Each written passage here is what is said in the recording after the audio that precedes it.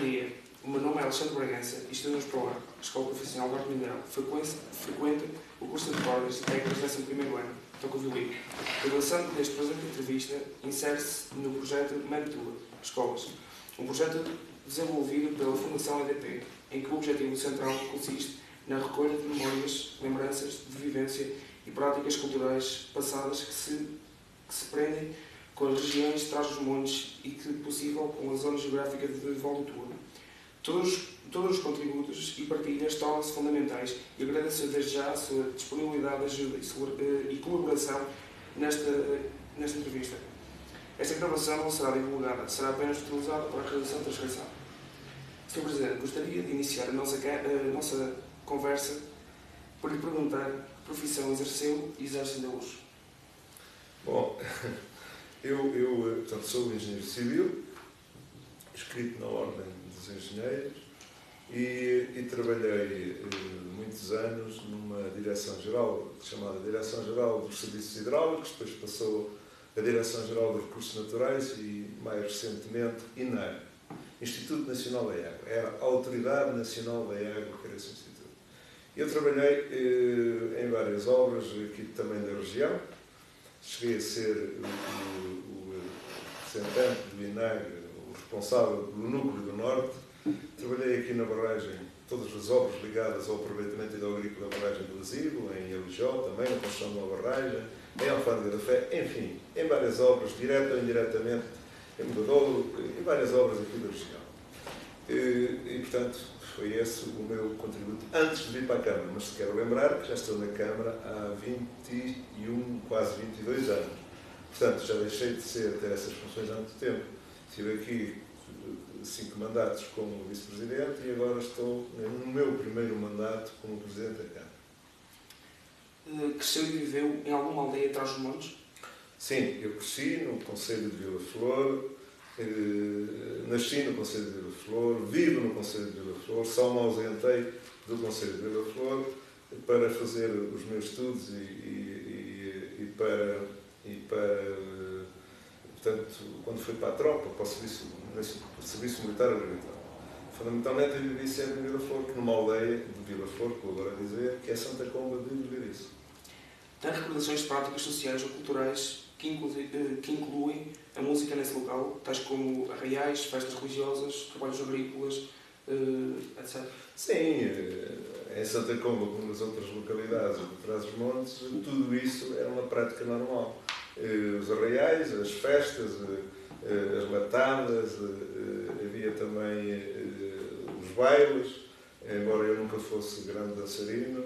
E havia uma coisa em Santa Comba que sempre me marcou muito, que era no inverno, porque havia muita azeitona, muitos olivais, e então as pessoas deslocavam-se de outras regiões daqui mais altas, onde não havia, como há hoje felizmente há, mas na altura não havia tantos olivais, iam lá trabalhar e à noite faziam grandes arraiais e dançavam e cantavam ao desafio. Lembro-me muito bem disso. Portanto, como em todos os lados, havia essas festas populares.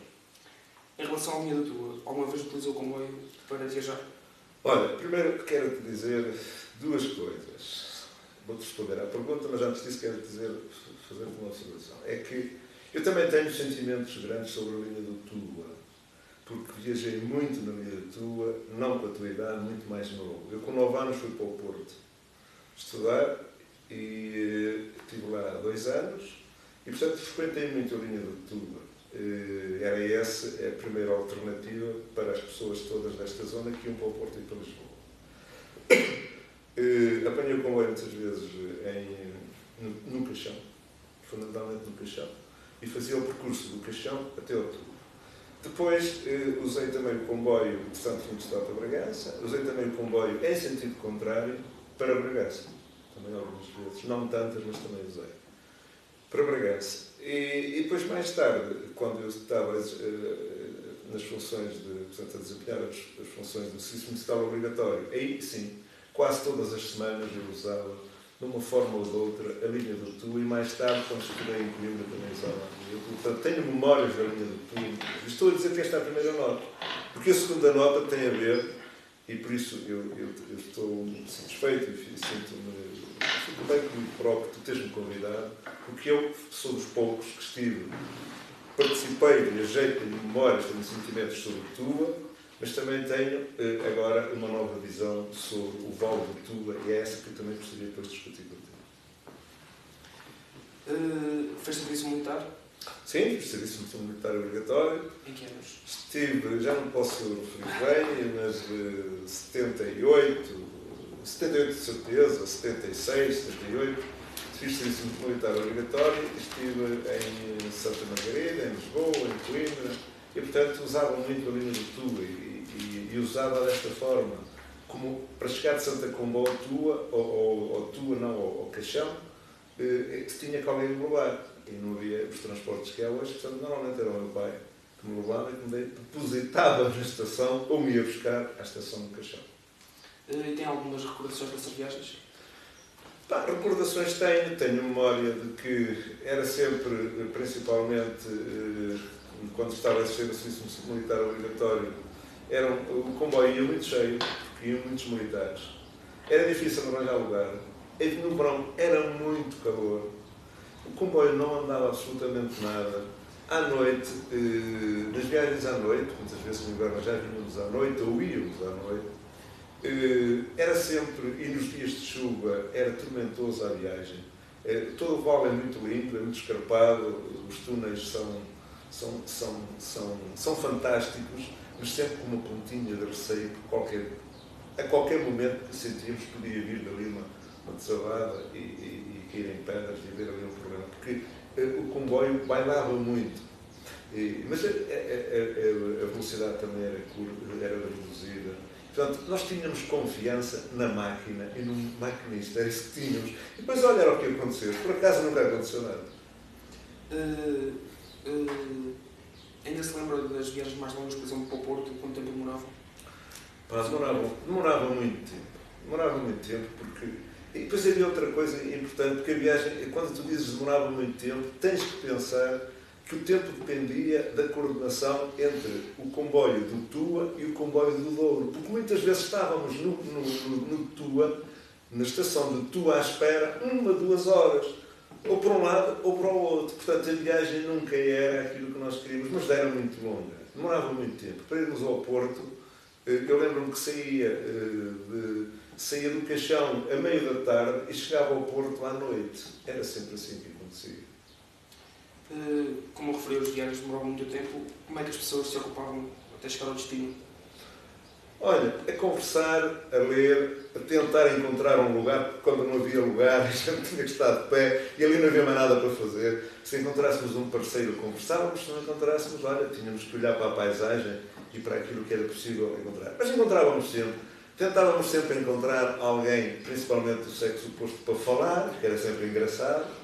E pronto, e era uma viagem em que se falava muito. Tentava-se sempre falar muito, porque havia muita juventude e havia as pessoas. Como a viagem era longa, a conversa proporcionava-se. Havia sempre, ao fim de uma viagem, conhecíamos sempre alguém. Tem recordações de alguns episódios ou peripécias que tenha vivenciado ou que lhe tenham contado sobre viagens da linha de Tua? Eu não queria referenciar nenhuma em particular, porque elas foram tantas que eu nunca houve assim nenhuma excepcional. Não houve, eu acho que não. Era acima de tudo o convívio. E quando nós íamos, quando andávamos na tropa, aproveitávamos sempre para no fundo, falarmos sobre a nossa vida militar. E no fundo, saber, pensar o que é que iríamos fazer na próxima semana, na recruta, depois na especialidade, depois já passávamos colocados num quartel. E, portanto, falávamos sempre sobre tudo e falávamos também de política, porque a política na altura estava quente, eram períodos mais quentes, que nós aproveitávamos sempre para falar. E claro, aparecia sempre alguém, um cantor, ou alguém que cantava uma música popular, e alguém que dava nas vistas e que trazia qualquer coisa de novo e que animava o dia. Mas, particularmente, não posso realçar assim, de memória agora, qualquer acontecimento fora de série. Não se recorda de uma canção? Não, porque eu sou fraco cantor. Lembra-se de horários, serviços ou preço dos bilhetes? Não, não me lembro. Não me lembro. Lembro-me é que na altura os militares pagavam só um quarto do bilhete. E, portanto, era isso que me acontecia. Eu viajar para o Porto era quase de borla em relação a outro tipo de transportes que nós podíamos usar. Era muito barato, porque só os militares só pagavam um quarto. Nessa altura as carruagens eram muito diferentes de hoje. Ainda se lembra de como era antigamente? Era madeira. Era madeira.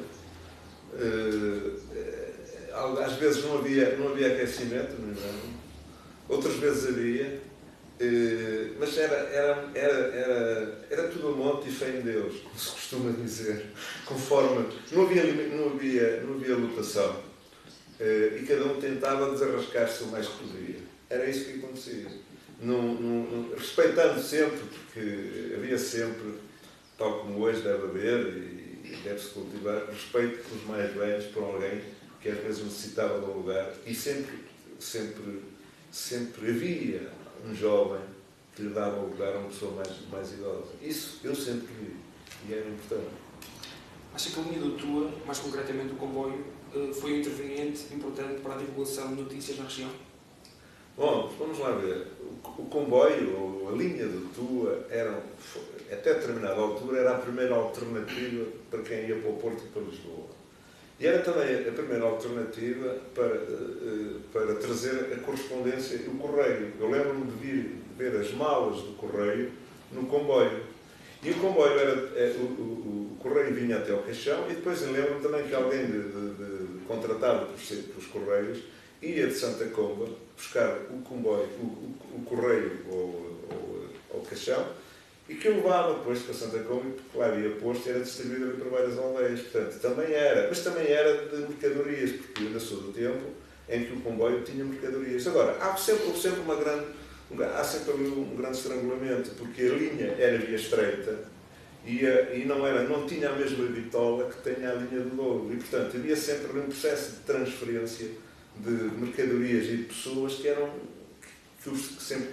sempre foi um obstáculo a que aquilo funcionasse bem e fosse uma alternativa para o futuro.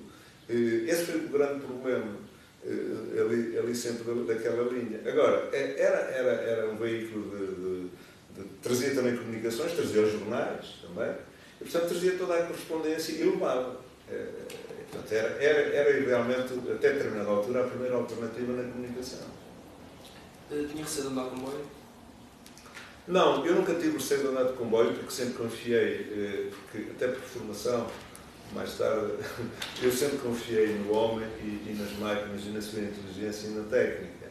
Agora, repara que os acidentes podem ocorrer em qualquer altura. É pena que no Tua tenham ocorrido acidentes, e alguns graves com mortes. Ocorreram 4 acidentes, esses sim, não porque as condições estivessem mal dimensionadas ou a linha tivesse mal dimensionada, porque esses acidentes ocorreram já muito tarde, já a linha tinha muitos anos de funcionamento, ocorreu por falta de assistência, falta de manutenção do homem e das empresas que deviam explorar aquilo. Isso sim. Agora, há sempre uma ponta digamos, de medo quando se viaja de carro, ou de avião, ou de comboio, mas o comboio para mim sempre foi o primeiro meio veículo de transporte, porque nós, ao fim da viagem, demoramos muito, sentimos-nos cansados pelo tempo, mas não pela posição, porque podemos andar, podemos circular, sentimos espaço na nossa casa.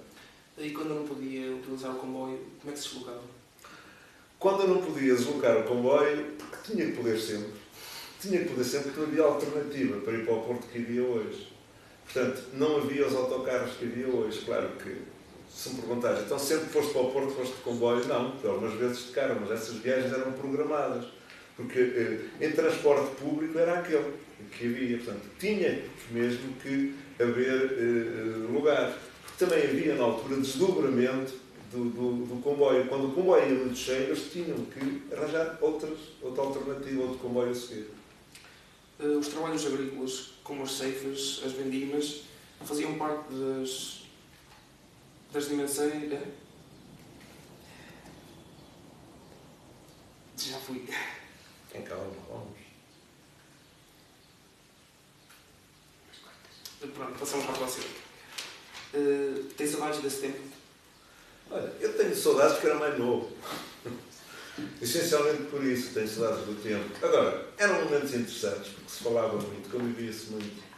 E lembro-me também, é importante que tudo isto tem a ver com tua. Lembro-me nos dias, duas coisas importantes. Nas viagens à noite, quando trovejava, quando fazia vento, eram viagens que, de certa forma, aí todos nós tínhamos algum receio. Ninguém dizia, mas todos tínhamos algum receio. Porque o comboio bailava muito e estávamos sempre à espera que alguma coisa acontecesse. E lembro-me de uma coisa muito importante, que era, para mim, era a espera mutua pelo comboio do Douro, ou ao contrário, quando chegávamos do Porto, ou tu à espera do comboio que vinha para Bragança, ou vinha para Mirandela ou para Caixão. E aí era um momento de conversa, um momento em que nós íamos a um bar atrás da estação, tentar comer sempre alguma coisa, estabelecermos, e havia sempre conversas muito interessantes.